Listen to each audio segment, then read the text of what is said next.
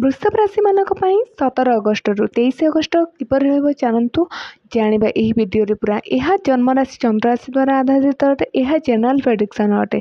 यदि आपण विशेष परिचय अछंती जन्म कुंडली निहाती थरे विश्लेषण करंतु ओ एहार उपाय निहाती करंतु। देखंतु धनर बळी सबुठारु श्रेष्ठ बळी माना जाय। ग्रह आपणकर कोनोसी आपणको परिश्रम करूछि ताहाले निश्चय थर ज्योतिषଙ୍କ पाखरे जांतु ओ उपाय करंतु। आपण देखिथिबे बड़ बड़ ज्योतिष माने छोट मोट बापाजी जो अच्छे आपण तांको निंदा करती ये केवल बड़ लोकों पाखु जाती छोट लोकों कतिक जाई पारंती नाही।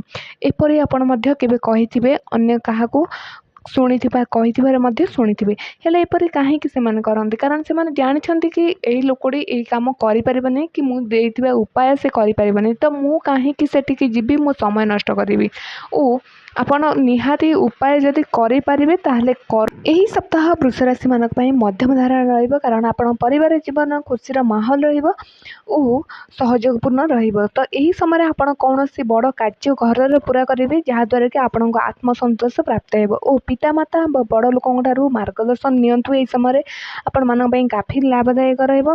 हेले आपणकर बाहर जीवन रे कौनसी कथा को नहीं मतभेद होई पारे एही परि जोग नजर आछी एही सप्ताह रे कौनसी कथा को नहीं वाद विवाद रही पारे एही सप्ताह रे यदि पैतृक संपत्ति को नहीं कि कौनसी मामला चलता ताहले आपण एही समय सावधान रुहंतु ओ सतर्क सहित कथबार्ता करंतु। कार्य और व्यावसायिक दृष्टि देखा जाए तो आपण मानक पई एही समय रे अधिक अनुशासित रहिया पड़िबो ओ डिसिप्लिन रही निजर कार्य को करने को पड़िबो।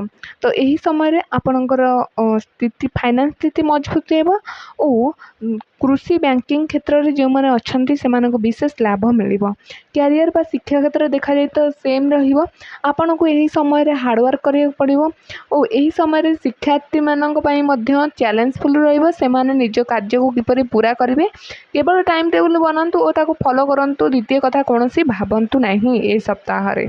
तृतीय रे स्वास्थ्य विशेष ध्यान रखिया पड़िबो आपन कहतु एही मास आरंभ रु आपन बहुत चिंता रे अछंती बहुत स्वास्थ्य को नहीं विशेष पूर्वर जो बीमारी चलता ताहा यही समय बढ़िबार आपण लक्ष्य करुछंती। तो यह लापरवाही ना करिकी जांतु डॉक्टर सहित परामर्श करी मेडिसिन नियंतु यही समय।